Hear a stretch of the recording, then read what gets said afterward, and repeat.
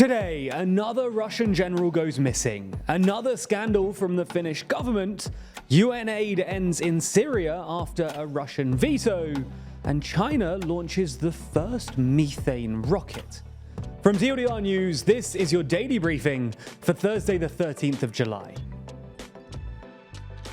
A senior Russian general who led forces in Ukraine hasn't been seen in weeks, following the failed mutiny by the Wagner Group, prompting all sorts of speculation about his well-being and whereabouts. General Sergei Surovikin, once dubbed General Armageddon, is said to have had close relations with Wagner boss Yevgeny Prigozhin, which obviously compounds speculation about where he's gone. Amid this speculation, the head of the Russian Duma Defense Committee said that the general was just taking a rest and was unavailable right now. Now, that's at least possible. In the past, Surovikin has fought in places such as Chechnya and Syria before being put in charge of Russian forces in Ukraine in October, but then removed 3 months later. That's not the only strange story involving a Russian general in recent days, though.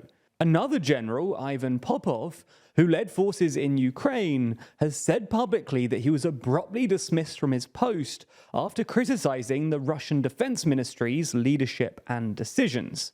Prior to this, he served as the commander of the 58th Combined Arms Army, which has been active in the Zaporizhia area of southern Ukraine. Now, in a recording published on Telegram, Popov can be heard saying that he had a choice of telling the superiors what they wanted to hear or to call a spade a spade. And he says that he raised questions about the lack of counter-battery combat, the absence of artillery reconnaissance stations, and the mass deaths and injuries of our brothers from the enemy artillery. He then added that he also raised a number of other problems and expressed it all at the highest level, frankly and extremely harshly. General Popov goes on to say that after he raised these concerns, Defense Minister Sergei Shoigu signed the order and got rid of me.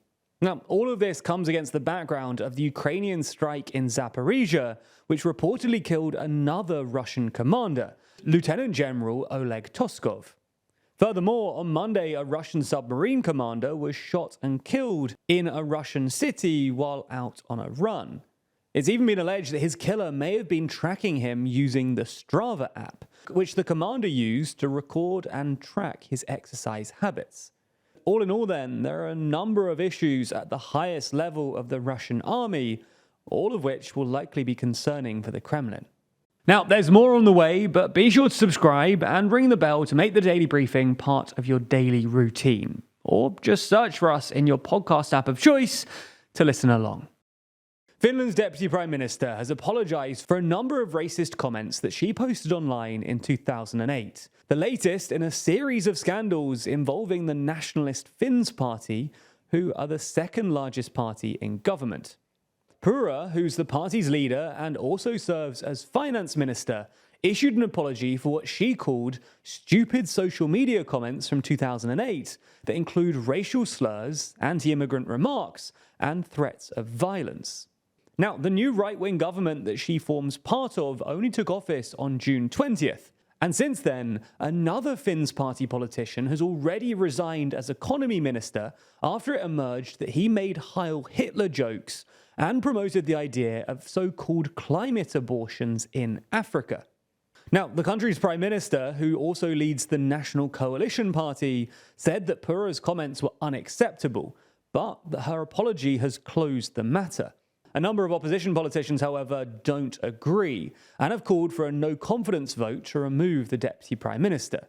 Now, as I said, various scandals have already rocked this very newly formed government, but the Prime Minister has insisted that the government will not fall because of the past actions of some of his coalition partners, with him remarking, "The government has zero tolerance when it comes to all forms of racism and extremism." If you want to learn more about this whole situation, we made a video about it over on the TLDR EU channel, which you can check out now. Anyway, let's move to Syria. A long-running UN-led aid operation for millions of people in northwest Syria has come to an abrupt end after the UN Security Council failed to renew the authorization of the essential program. Since 2014, this operation has been delivering food, supplies, medicine, and more across the border from Turkey to Syria for 4 million people in the rebel-held northwest. Now, for this program to work, it needs UN Security Council approval, as the Syrian government has not actually consented to it on sovereignty grounds. And while it did get approval in the past, this agreement has come up for renewal, with the UN Secretary General pushing for it to be renewed for another 12 months. With this deadline looming, a proposed 9-month extension was voted on by the Security Council, but it was rejected due to a veto by Russia, an ally of the Syrian regime, despite the fact that 13 of the 15 Security Council members voted in favor. Russia then proposed its own 6-month expansion to the aid operation, which was supported by China, but was voted down by the US, UK, and France, who all wield vetoes in the council. Aid organizations have decried this failure to renew the operation, with the International Rescue Committee saying that needs are at record levels across Syria, and it remains a major and acute crisis. More broadly, the UN has said that it will continue to advocate for expanding all avenues to deliver humanitarian assistance to millions of people in need in northwest Syria. Now, hopefully this can be achieved, because the mandate has expired twice before, but previously compromises were eventually found in order to restart the operation, and hopefully that happens again.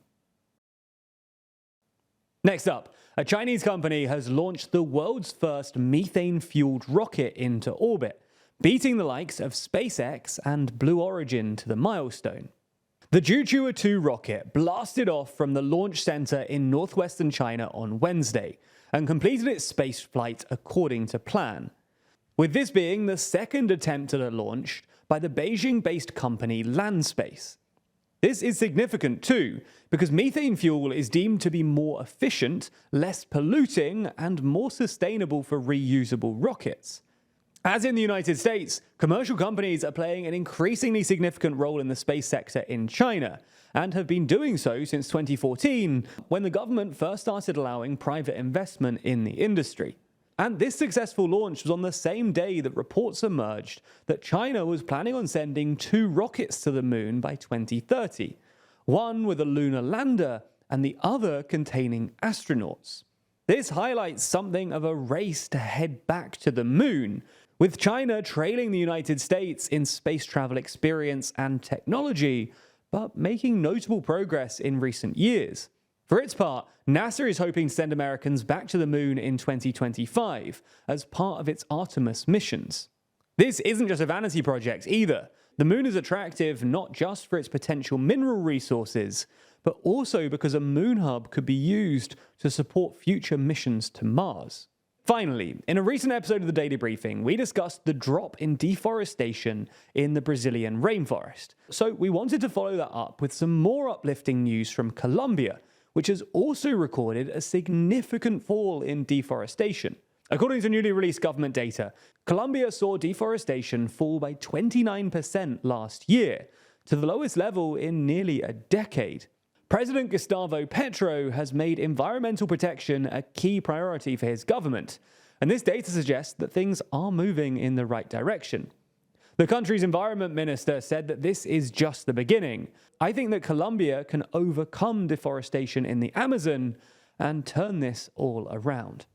Now, that's all we have time for on YouTube today, but the briefing isn't over, as Rory quizzed Ben on the news of this week. I don't want to seem like an idiot on camera. I don't want this on camera. I don't want any of this on camera. Please don't judge me or tweet at me at TLDR Ben. Is it? Is it? I don't know.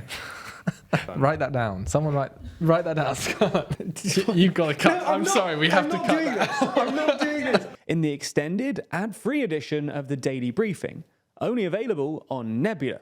That's a streaming service that we're building with a bunch of our creator friends, many of whom you're likely already watching. That means that by signing up, you not only get an extended, ad-free daily briefing every single day, but you'll also get to watch exclusive ad-free videos from the best educational creators on YouTube.